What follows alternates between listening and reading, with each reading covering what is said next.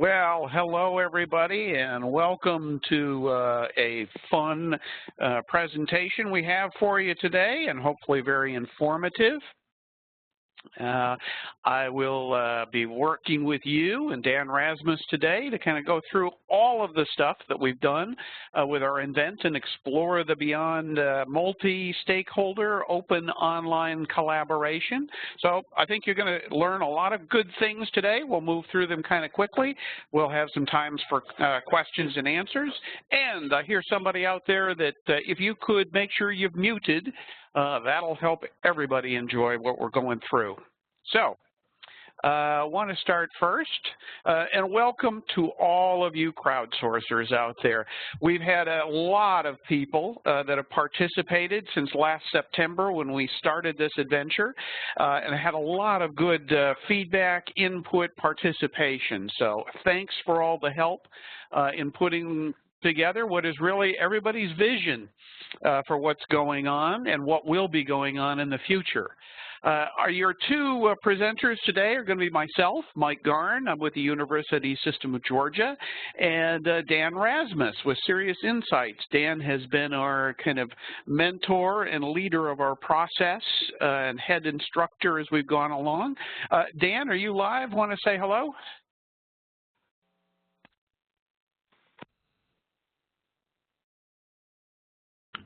You've missed your chance, Dan, but there will be many more. Okay, that was the quick opportunity. As you see, we'll try and move along here today and try and get a number of different things in. What we want to try and do is give you an overview of the process that we went through to get where we are, talk a little bit about the scenarios that were created, and how they were created, that process. Then some time on the results, thinking about what we heard from folks, what the crowd has said, and give you some ideas about 2030. And then talk about how you can take what we've already done, what you've contributed to and other folks, and use those scenarios and this process at your campus. So that's kind of the goal today, kind of wrap up a little bit of what we've learned, give you some things to think about for the future in 2030, and then some things that you can do at your campus and that you can use these materials and this work to support. That's the overall. Dan, did I hear you clicking off there? Would you like to say anything?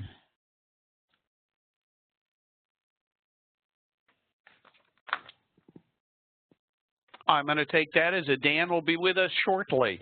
So let's go on, take a look at this. You know, the whole idea, and we know this, that there's a lot of change, a lot of disruption going on. It's more pervasive than at any time in the history of higher education. It's something that these forces are driving change rapidly. They're unpredictable. And we're all suffering from that thing that business calls VUCA, volatility, uncertainty, complexity, and ambiguity. These are challenging things. So one of the things that we know is that we need to change. This is a survey that we did of our New Learning Models Task Force here in Georgia. And when we asked them about the amount of change we needed to go through, it's clear nobody thinks small amount of change is going to work. It's going to have to be significant. Of course, what's interesting is the different views from two of our stakeholder communities on how much change we're going to need to put up with or feel comfortable putting up with. But as we can see, that change is going to have to happen. So as we begin to realize that, what are we going to do about it? Well, one of the things we know and we're good at is planning. We need to plan for these things. In fact, what we want to know, and the goal for this project, was what are the things that are going to happen between now and 2030? What are those critical factors that are going to help different stakeholder groups survive and succeed? And what are the things when we look at the future, where are the gaps? What are the best advice, the best approaches that we can take to be ready for the future? Well, you know, there's some ways to think about the future.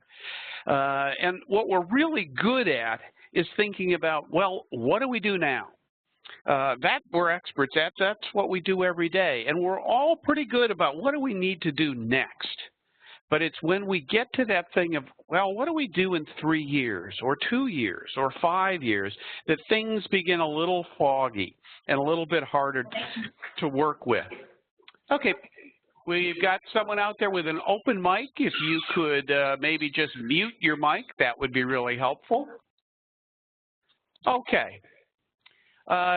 So we're looking at all of this, and we're thinking, well, you know, the future's a little bit difficult. How do we figure that out? And one of the ways that we know doesn't work is just making a prediction, looking into that crystal ball and trying to figure out what's going on. We know that those are real challenges, and they're not the most successful models that we've had. So what do? Well, this is what we decided to do, is something different. We had to take a different approach to this to find different ways to think about the future. So in doing that, where we've ended up is scenario-based planning and scenario-based futures. This is one that's been used in a lot of different areas by a lot of different constituencies, and increasingly we're seeing use of it in higher education. That was one reason we brought Dan Rasmus on board, is to help us think through this, because he's done that with several different educational groups and projects. And he's been real helpful about keeping us on track when we get a little bit crazy, and getting a little crazy is what we're good at.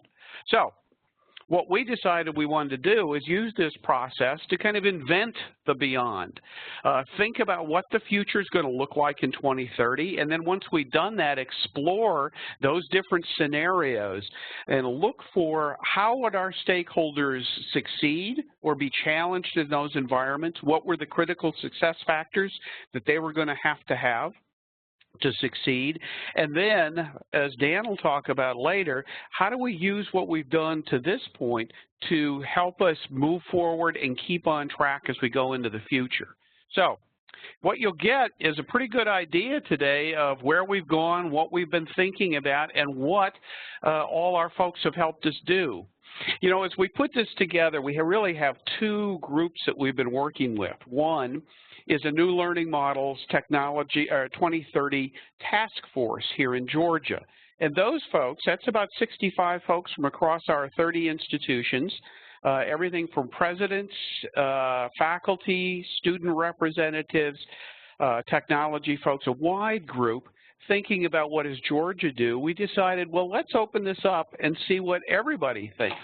So we started this idea of this multiple stakeholder open online collaboration, which has actually been really quite successful. We've had over 500 people that have come in and participated in this. So that's been really good. In fact, here's an idea of how that distribution works. As you can see, we've got a high number of administrative folks, but we've also got a significant number of faculty who are involved in this. And I can also say we've got a good number of students who have participated in this. They kind of come in that other area in this chart, but we've got a lot of people that have put their input into this. And we've come in with some pretty interesting things to work with. So we started off with our first MOOC, Inventing the Beyond, last September. And Dan Rasmus provided a lot of different video directions and really helped us work through a process so that we could find all of the elements that we were worried about, all these ideas, these critical uncertainties, and we ranked those. What are the uncertainties that are going to have the greatest impact? What are the ones that are going to are the most we're the most uncertain about? We ranked those, we understood those, and we used those to come up with. And if you have been part of the process, you know it was a little more complex and interesting than this. We used this to come up with two primary axes that we've used to develop our scenarios. We said the pace of change from managed and slow to rapid is a key uncertainty that's really impacting us, and anyone that's not being impacted by that is probably actually not listening to this webinar today, because that's really driving a lot of the things we're doing. Another component or axis of that came from the idea of where do we get our content, the sources of learning, and the control of that. So looking at open source code created at one end of the spectrum, and then closed academy controlled content and sources of learning at the other. By doing this and using these two axes, we really came up with 4 different types of scenarios that came out of this work. And these are the 4. Probably you have read them already if you're listening to this, but if you haven't, they are available, and we'll tell you at the end of this how to get a hold of them and look through them, and how we've used them in the second part of our work to kind of understand how our stakeholders will do in the future. But these are our 4 areas. As I said, we took that, and through the input, wisdom, and thinking of this entire crowd, we came up with these 4 scenarios, which are pretty richly detailed and give a very interesting 4 very different pictures of what the future might look like in 2030. Now, I'll stop here just a second to say, this is part of the value of scenario planning, because what it does, it doesn't give you the ideal future that you aspire to, because as we know, things don't usually work out that way. What it gives you is 4 possibilities, and those possibilities tend to kind of bound what our possibilities are for the future. Well, that's an interesting bit. Apparently, we've got some minions working in the background. Okay, let's go forward. And one of the things we did is we asked if we've got a little bit of sound coming through, and there we go. Bob, I've muted you. Okay, now the next thing we did was take these scenarios not just to our crowd, but we took them out to experts in the field to get their opinions. And if you look at our website, you'll find the scenarios richly annotated with video clips from these 5 discussants that we asked to look through and think about this. So if you want some additional perspective on how these work, this is who you'll get it from. But then we went on to really begin to work with and discover what 2030 was going to look like through our Explore the Beyond MOOC that we've just wrapped up with 3 sessions. Today, we'll really finish those sessions and with kind of a summary of that. So we'll be hitting that shortly. But before we do that, I want to give you a little bit more about how the scenario process worked and how that works and how you might be thinking about or might think about applying that at your campus a little bit. So I'm going to turn this over to Dan, who I see had a couple of different, yes, we will give you the URL for the white papers again. It will come up towards the end, so you'll have that. It's actually a link. And Dan, are you available to talk to us a little bit about the scenario process? Can you hear me now, Mike? I can hear you, Dan. Okay. I was on before when you were talking to me, but I seem to have had a disconnect between my audio and the system. So anyway, I'm here now. So thank you, everyone, and welcome. I appreciate the opportunity for the conversation. Just as a refresher, when we think about scenarios, what we're really trying to do is create a set of alternate futures based on uncertainty, because there's absolutely no way that any of us can predict what's going to happen. People think they can. I often sit on stages with futurists who are pontificating and stating very declaratively how the future is going to unfold. And of course, they're not around 10 years in the future to sit back and say, gee, I said this 10 years ago and I was wrong about all these things.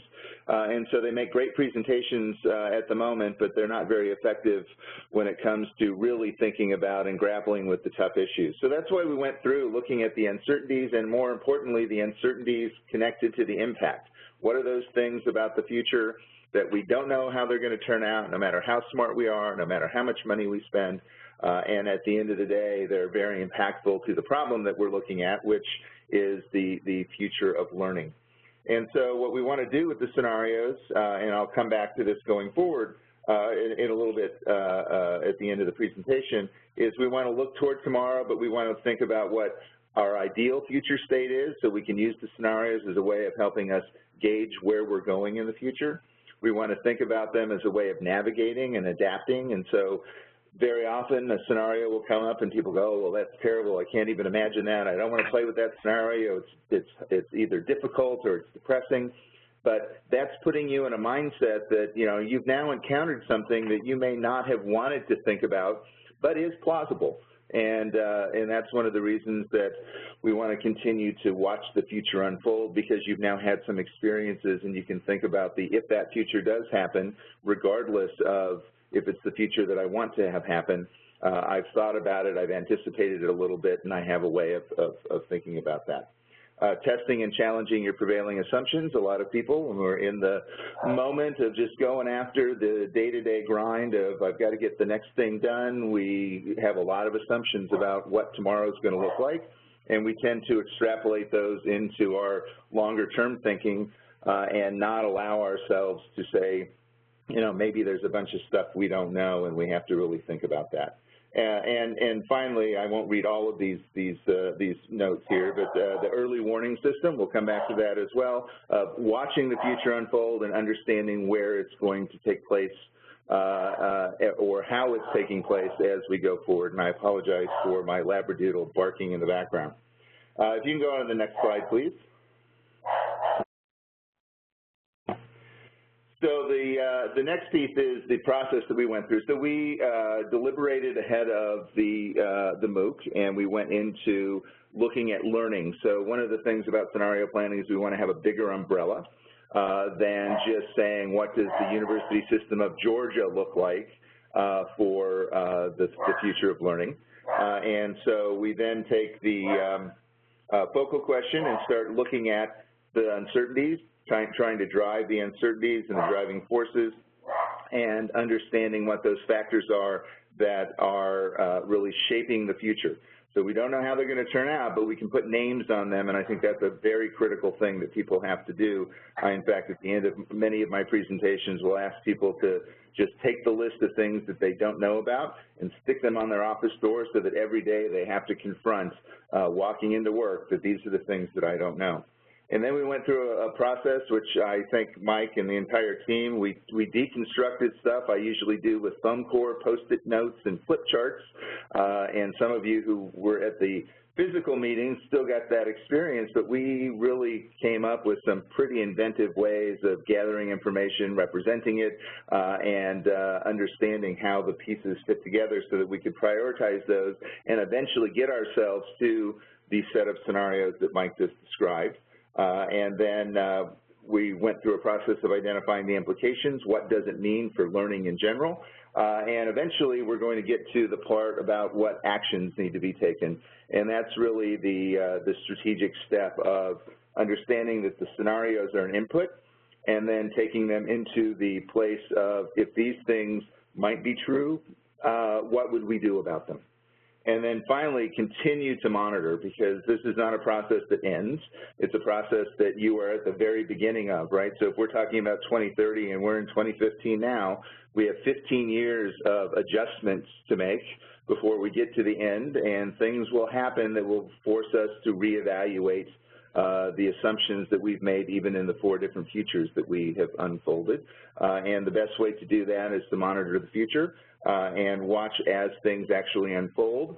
And that's a really fun process for the teams that do it well, because they can actually see the needle changing at kind of the whim of the world as things shift. And so I think there's another slide in this section or not. Actually, or not, Dan. We moved the things to do next a little later. Okay, very good.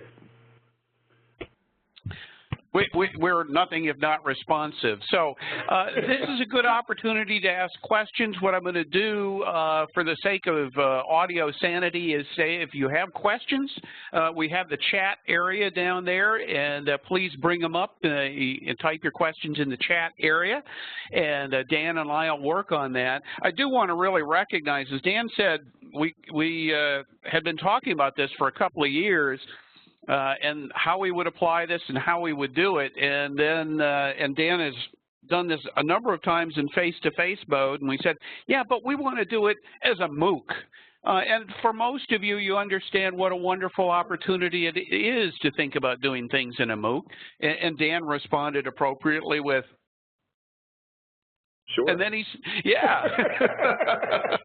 That was long silence and then, okay, let's try it, which is exactly what we did. I think, as he said, we've found some new ways. One of the things I love, and this will be coming back if you missed it, we did a Headlines for the Future timeline, and we have developed a Beyond 2030 website. I'll show you a little bit more about it at the end, but you can see the link up there for it, that will have ability to come in and create your own headlines for the future. So I think you'll enjoy that. That was a lot of fun. Dan, anything you'd like to point out for the process before we go on?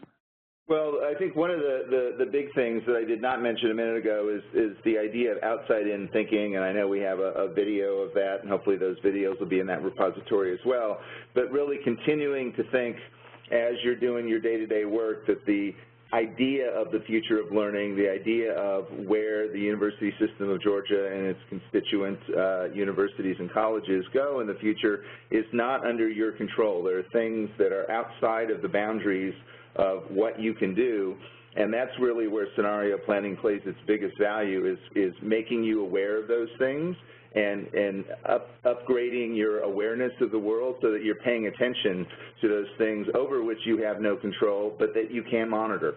And I think that's really something that I encourage you know, those of you who have been participants in this and who will use them in the future to keep in mind that you know, it's a big world, everything's interconnected, and you don't have control over everything, and this is a great way of giving you a sense of, you know, what those things are and how to navigate them if you can't control them. All right, thanks, Dan.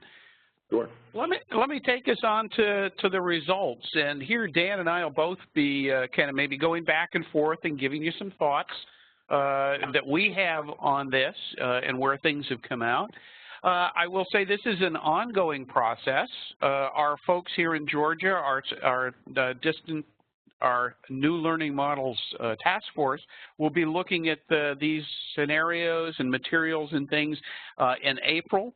And we'll be having a more detailed report that'll come out. Again, if you're not part of that task force, we'll still be using our Beyond 2030 website and tools there for input, contributions.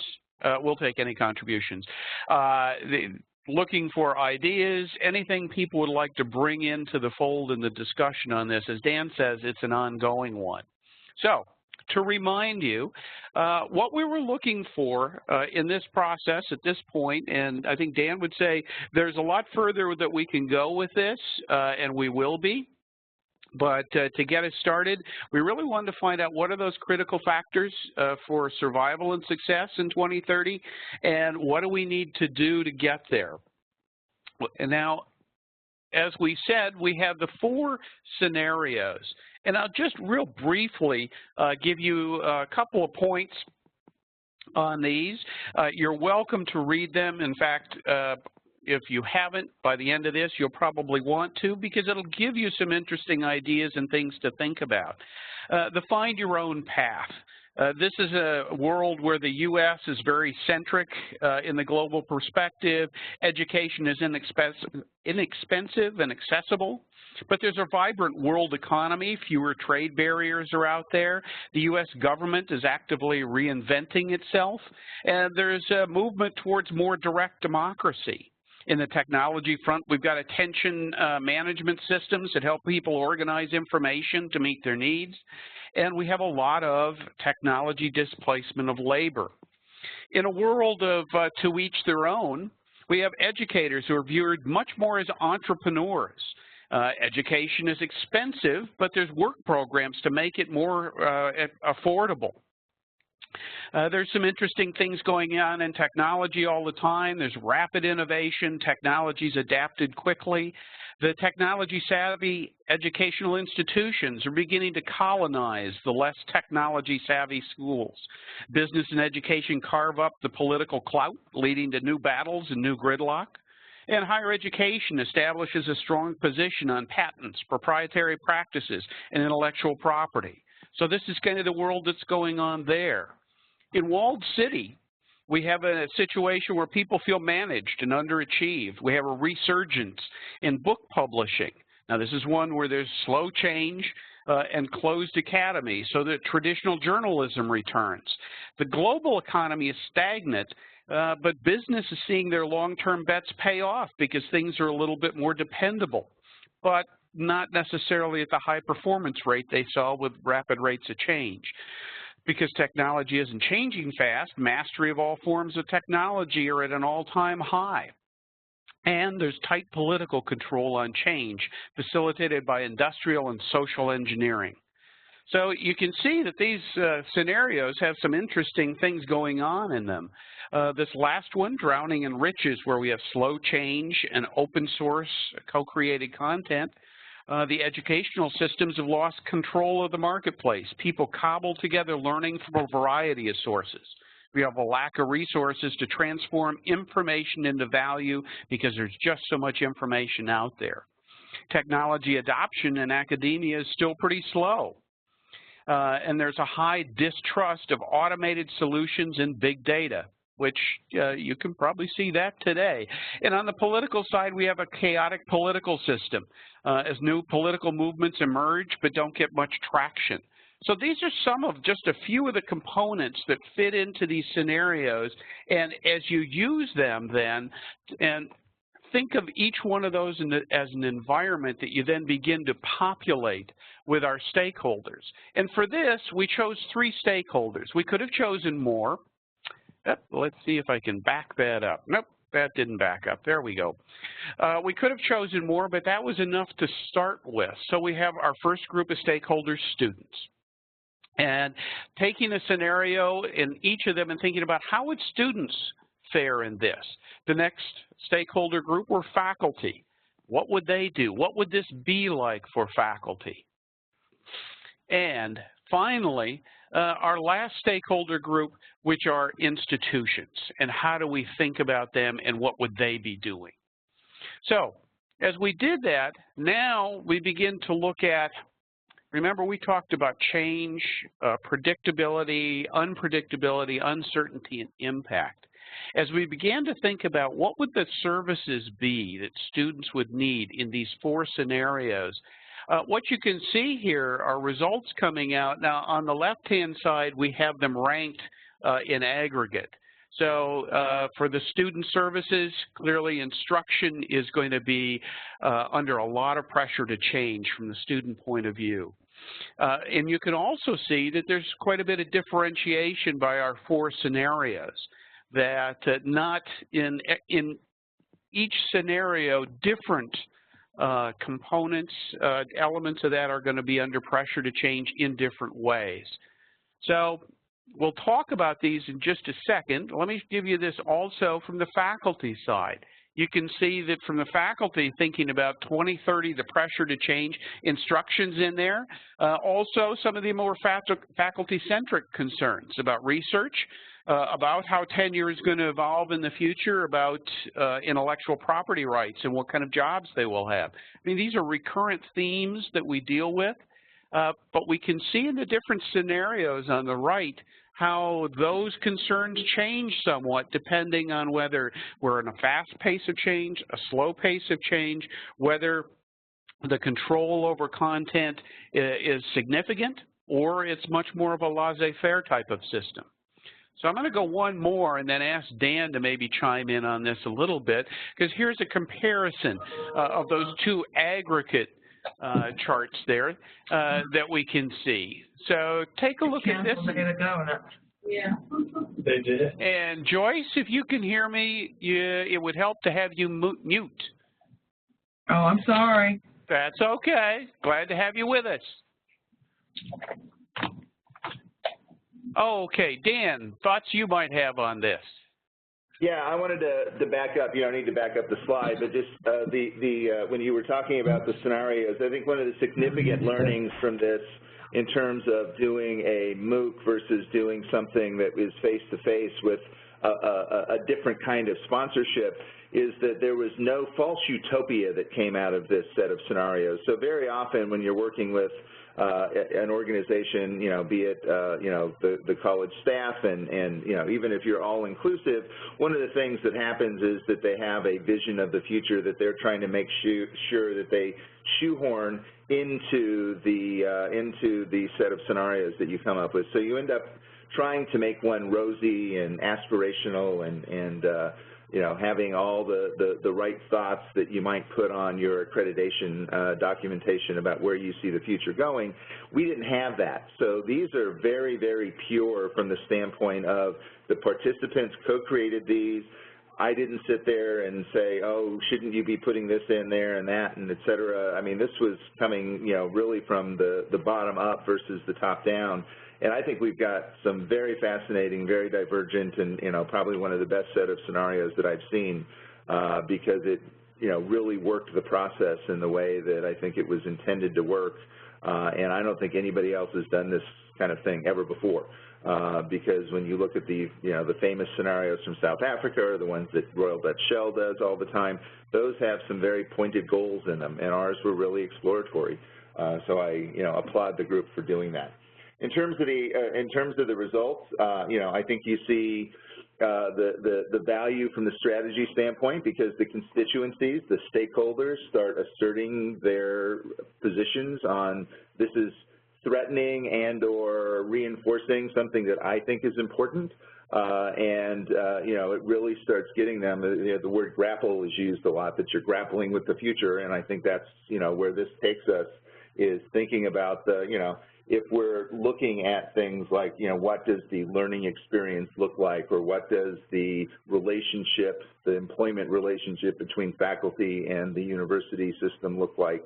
Those are big questions that are coming under fire from multiple directions when we read through the scenarios, as well as, when we look at what's happening on the ground today, and it really raises the bar of, there are different ways of doing this. There's not just a today's way and tomorrow's way. There's multiple paths forward, and that's one of the things that can bring the dialogue in, right? Take those ideas and have deep discussion about, what that could mean, what's the right path for us, because, at some point you've got these outside forces that are impinging on you and both creating new opportunities and new constraints, and at the same time, you're not doing that without action, right? So you're taking your own action and creating new things, and those, as you take the action and as the outside forces interact with what you're deciding to do, that's where you have to dance a little in the future because, that's the navigation part.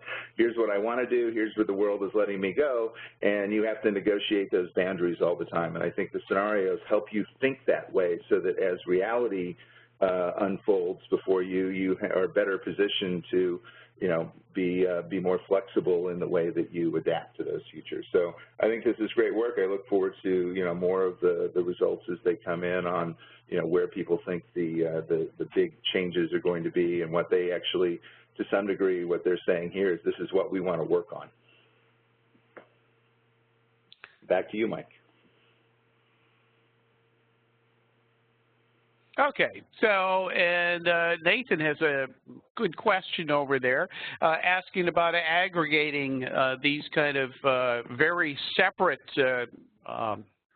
categories and bringing those together. I think we've done a couple of different things to try and understand both how these scenarios provide separate kind of bounding visions of the future, that we think it could go here, we think it could go there, and the truth, we think, is probably somewhere in the middle.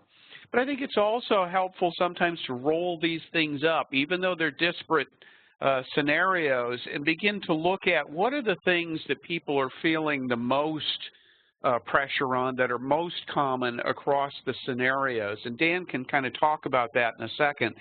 As we begin to combine things together and look at in multiple scenarios, we get the same things coming up. And so when I look at the list that we've got here, to begin with, it's kind of a, well, no, duh. I mean, these are, of course, things that would be important. But I think it helps us get a sense of, if you're not dealing with instruction, that we're really on both sides of this equation, we know that that's going to be critical. There are other things that fit into it, but it helps us really begin to think about, as we move forward today, we know that instruction has to be a big part of that. And then we can move into some of the areas of thinking about, well, how does Walled City help us think about that? Or maybe we're going a little bit more towards to each his own path, or to each their own path. And, you know, how does that scenario help us think about the way we might deal with instruction? So I think there are two parts to that that help us both identify what we need to do next, and then how we might focus that in using these scenarios to kind of color that. Sure. Yeah, one other thing you may want to think about is, you know, as there's this idea of robust implications. So across the scenarios, you have ideas that are recurrent. They may not be exact, but they give you a sense of, for instance, if we take research and you look at the work that Michael Nelson's doing in his book, Reinventing Discovery, that's an issue today, how research happens, the open sourcing of research versus the traditional journals and peer review. That's something that's being discussed today. It's a current battleground of intellectual, new concepts and new ideas coming in, and new boundaries being established. And that's not going to be something that's necessarily going to be resolved in the next 5 years. Maybe it is 10, maybe it's 15. But it's something that is robust across all the futures. There's some implication for a different research model. And so one of the things you want to do with the scenarios is decide where you come down on the, what's the University System of Georgia's position, if you have one, on what you think the direction should be. And then that's one piece of it. And then watching as that happens, are you able to assert your position? Is it the position that's becoming the common position within academia? And if not, how do you then think about your options? And that's really where the scenarios come in, is almost every decision that you make, there's this unspoken set of assumptions that people have, and it gets very long-winded in meetings to try to get to the point, and so most people don't, is saying, well, what drove you to that thinking versus voting yes or no for an idea? And the scenarios can give you a very quick way of saying, under these different circumstances that we've now all internalized, what would this decision be, and how would we challenge the underlying ideas that we have here? And we all have a common set of ways of challenging that. And I think that can be a powerful tool for making sure that you're really thinking about decisions going forward in a very robust way. And I've moved on a little bit to the student side of things. You can see here we're beginning to tease out some of the critical success factors. Again, these seem pretty straightforward, but as Nathan's question indicates, while these are comments that came from our MOOC and from our task force about what are the good factors that are going to be critical for success, while there's some diversity across the different scenarios, these are the ones that were at least in 2, but in many cases 3 or even 4 of the scenarios. So one of the things, like that old saw for real estate, location, location, location. For education, it's going to be instruction. From the student standpoint, that's what it's about. What we heard in a lot of the comments as people were thinking about the scenarios, concierge type services, things that are going to help students stay engaged. They're going to need to take greater responsibility for finding and funding their educational resources, but they're also going to have to find mentors, and faculty are going to be more challenged and have more opportunity when they become mentors to students in different ways. So those are some of the new models that we think we're seeing, and we'll hit a few here towards the end as well. But you can begin to see where, for students, now we're beginning to see some of the key things, and we can inform that by going back into our scenarios in the specific comments. The same thing is true on the faculty side. Again, these are not things that should surprise anybody, but it begins to focus on the things that are going to be very valuable. Now, Nathan mentioned surprising that research came up high on this, but a number of folks felt that there was going to be maybe a dichotomy between those who did research and those who did teaching, more so than today. That teaching was going to be a real challenge, but a real opportunity at the same time. Clearly, there were a lot of concerns about what tenure is going to look like in 2030 and things of that nature. So we've got a pretty good discussion going there. One of the things that I think is valuable in scenario-based planning is that it gives us a space that is in the future, that's more speculative, that's a little bit less tied to, but how's this going to impact me tomorrow? And gives us an opportunity to begin discussions on, well, if tenure looks like this in 2030, what should we be doing now to think about that?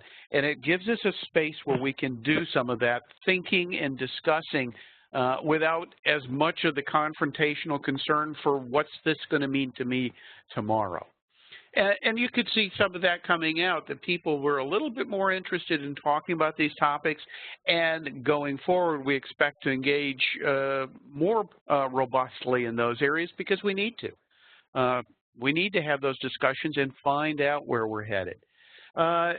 Again, this idea of having different relationships with colleges, the idea that came up several times was of the rock star faculty, folks that were maybe working at multiple institutions, but that were really branding themselves. Just a lot of interesting things that come up in these scenarios that provide a little bit of direction for where we're going. Now, this comes to our other stakeholder group. How will institutions succeed in 2030? What came out from the work, from the comments and the contributions, they're going to have to stand out from the crowd. There's also a feeling that crowd could be a little bit smaller, that there's going to be more mergers, more acquisitions, more closings, that this cycle of continuous change and improvement isn't going to stop. It's going on now, and it's going to continue. Even though slow-paced change was one of our pieces, one of our directions of our axes, and most people found real comfort in a couple of the areas in two of our scenarios that had the slower pace of change, but they also said, you know, I don't think it's going to be like that. It's too comfortable. It's just not going to be right. So we know that that change is going to be out there. Again, the new relationships with faculty that institutions will have to do. And some institutions could be very different in 2030. I think we would probably say most of them will be very different in 2030. So these are kind of the things that have been coming out of this and the discussions and the kind of framework that helps us take it to the next step, which was, okay, we've identified these areas. What has the crowd told us about this? What are we going to do next? We've got an idea now what might happen after next. What do we fill that in with? How does this help our strategic thinking for the future? Also, things that come in now, new learning models. We asked our crowd, what do you think are going to be the leading kind of learning models that we're going to see out there in 2030? Here's what they came back with. Be interested in your thoughts. Do you think they were close? Do you think they were maybe offline on some of those? Notice that MOOCs are not ranking that high this year. I think a few people are probably happy with that, and a few people are thinking, yeah, that's where it is now. We're in that trough of disillusionment on the Gartner chart. But you just wait. Things will happen. But this is kind of interesting.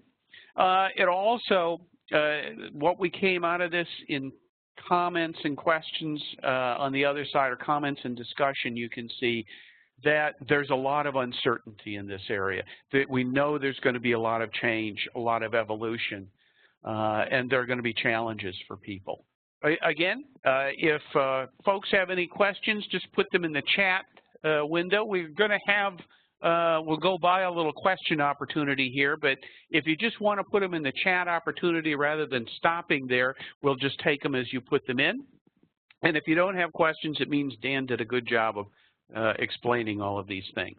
Finally, one of the things after we looked at all of this and what we were going to need to do in the future and how it was going to impact our stakeholder groups, we asked our folks, what are the kind of revenue models that you think we're going to have to be, or we're going to be looking at and we need to examine now to be ready for 2030?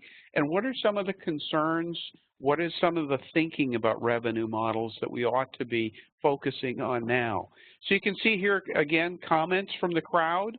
Ideas, and these are ones that came up in almost every scenario type of view, that these are things people are going to have to be doing, that institutions and administration are going to have to be thinking about.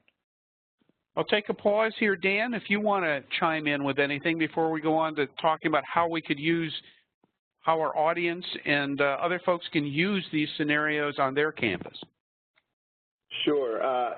So I think it was interesting when you talked about the discomfort with comfort and that was not going to be the reality. I just sent the team over the weekend a piece from TechCrunch, which was talking about the anti-technology demonstrations coming to a city near you. And we have a future where there is a lot of concern about labor displacement from technology.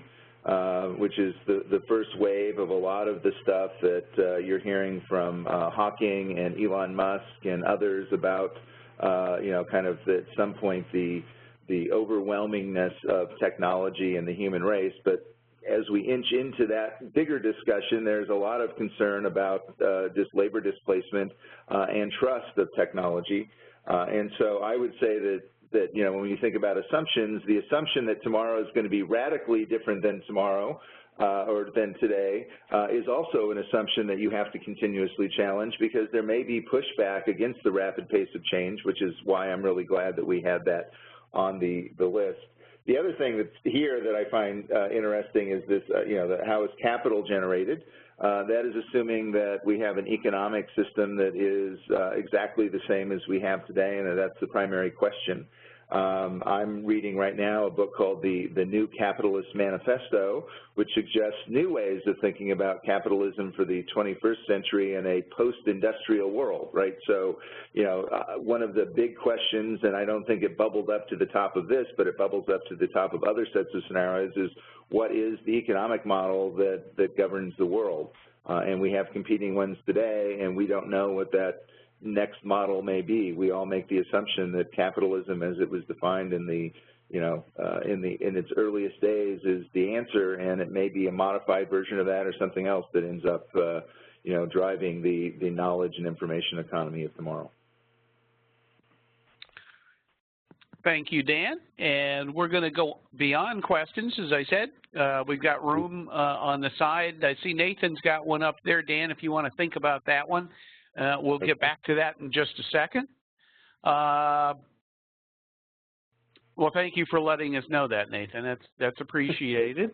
All right. So, again, these are the questions that we were going at to guide our practice and get us to the point we're at now. But for you, there may be other things that you want to do, other questions you want to ask. And at this point, you hopefully are seeing how scenario-based planning really provides an understanding and a beginning, a grounding, a framework, and a start on a discussion that to start a scenario or strategic planning process without doing something like this is almost like starting on a journey just by closing your eyes and walking in the right direction, if you can figure that out. this provides a much better kind of sense of where the possibilities of the future and the challenges in the future that you need to consider. So you may be thinking, hey, I'd love to do this myself. How do I take these scenarios that have been developed and how do I do something with them? Maybe I want to address different sets of stakeholders and have them think through this. What would it be like if I was a business owner in this kind of an environment? What would I be expecting from education? And I think, I hope that you can see that these provide an entree to some really interesting discussions, different than just the simple, what could we be doing better now? And if you study your Christensen at all, you know that sometimes those are the most dangerous questions to ask. So you're probably saying, how do I take these scenarios? What do I do with them next? What are you going to do with them next, Georgia, in terms of your planning and thinking like that? So to give us an idea, Dan will tell us a little bit about how we use the scenarios we've developed to go forward, and then we'll talk a little bit about how you might use them and localize the findings. Thanks, Mike. So what we have here is a subset of the ideas. I've created a list of 10s, and it's 10 things you can do with scenario planning when the scenarios are done. That's up on SeriousInsights.net, and I think Mike's going to provide that URL to you later today. But one of them is to think about vision. So as you go through the accreditation process and you go through strategic planning at your own institutions, one of the things is, what is our vision? And to me, a vision is not a statement or aspirational statement per se, but a set of actions that's actually going to take you to your future. So vision and strategy are lockstep. At the end of executing your strategy, you want to achieve your vision. And so the vision has to be something that is componentized to the level of, you know, these are things that we're trying to accomplish. It's not a big umbrella. And the scenario breakdowns of the uncertainties, the way of thinking about instruction and employment and student engagement and all those factors that can be born inside of the scenarios can help you create your vision. Now, one of the things that we did with these scenarios, we were a little more tightly tied to education than being an umbrella set of scenarios. So one of the things that we avoided in some of the narrative was really digging into all the answers about how education plays out in those scenarios. So as you're creating both your vision and then trying to drive innovation, ask the question. I run these innovation workshops, and you can do them yourself, is to take the scenarios, take a question, and, you know, let me use something like, what's instruction going to look like in 2025, for instance, because the scenarios take us to 2030, but you can pick any arbitrary date along the pathway to imagine something. And so, you know, what does instruction look like in 2025?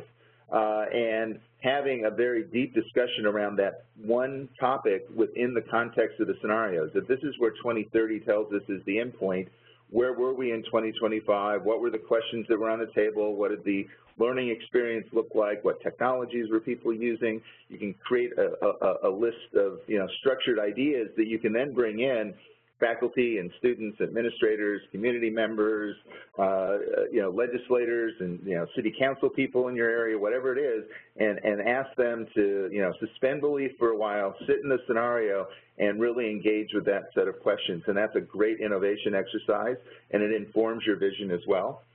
And then the biggest thing to do is to really unleash the monitoring side of the organization and watch on a regular basis what's going on. We said that this was uncertain, but we know what the kind of linchpins of that idea are. If it's you know, how the pace of change is happening. That's why I brought up the article about, you know, technology pushback. That's what's called a weak signal. There's one article, there's a couple of demonstrations going on, but we should really be paying attention to that, because if that becomes the thing that moves us forward, that's the listening to the future part, right? That's the, you know, are we paying attention in an active way? Because the scenarios at the end of the day, if they do nothing else, should stop us from being surprised and blindsided, right? We can ignore right? We can go out and say, I don't believe what I'm hearing. I'm going to ignore that and act in a way that's contrary to my data. But if you do that, you still won't be surprised. Oh, yeah, I saw that. I ignored it, and the future happened the way that that was going versus the way I wanted it to go, and I was leading the organization in this direction, contrary to what the information was telling me, right? But you're still not surprised. You know, so the scenario should get you, you know, perk your ears up, get you listening, get you watching and understanding what's happening in the future. And I think that's a critical piece of this. Next slide, Mike. I think, or that is the last slide here. So anyway, so, you know, I think there's a list of other things, imagining new technologies, looking at new problems, thinking about advocacy and lobbying, creating thought leadership. I think there's a lot of work Mike and I have talked about, you know, what can we do in terms of publishing some of these lessons to the world, enhancing organizational dialogue, a great way of doing that. And just making better decisions. Every time you're thinking about something in your organization that's strategic, that you're saying we're making a big bet and putting a lot of money behind this, be it a new building or a new program, ask yourself, how does that idea play out against the scenarios, and let them help you challenge any underlying assumptions there and really make better decisions. So, you know, I look forward to seeing how the university system uses them and how the scenarios act as a fulcrum for better decision making and better innovation as you go forward. All right. Thanks, Dan. Much appreciated. And we are putting the kind of resources in place. This is our start on the Beyond 2030 website. This is up and live now. It will be increasing in content and focus as we go forward. But as you can see, we're already getting suggestions on things that ought to be there. The materials and presentations, the link to the replay of this broadcast webinar will all be up there. This is where we'll be kind of collecting things. Another thing, well, this is where you can find all of the videos, all of the resources that you would want to use if you want to take this project on, take this information and start using it to fuel discussions at your institution. As Dan said, we're also going to be tracking the different areas and scenarios, see what articles come up that begin to confirm or refocus those different scenarios and directions. But we look forward to you. Okay, take out the WW. All right, we're working on it. Jonathan has got that up there, so good. We'll get the right link. And next, we're also going to have, you can follow Dan. He blogs on this quite a bit and does a lot of work with institutions. As I think through this, there you can see, I'm not sure about the cat image, Dan, but, you know, you can see his latest entry. Yep. That's how viral stuff always starts with a cat. So. Okay. All right. Good lesson. So, but Dan is continuously working in this area, and we'll be focusing on how things are going in Georgia and the things that we're producing, discussions. Last chance for any questions here. We have just about a minute or so to go. So if you don't have them now, or all of a sudden they come up and you need to deal with them, please email me. I can get you in touch with Dan, or you've got his information on his blog. And we look forward to having an ongoing discussion, sharing what we're learning and what we're doing. And we're very glad to have you with us as we both invented and explored the Beyond for 2030. So, from everyone that's been associated with this, our band of pirates that have been developing the instructional map that we've been following, to Dan and everybody else, thank you all of you for helping us crowdsource the future in 2030. Thanks. Thank you, Mike. Thank you, Dan, and thank you, everybody. Have a good day. Bye-bye.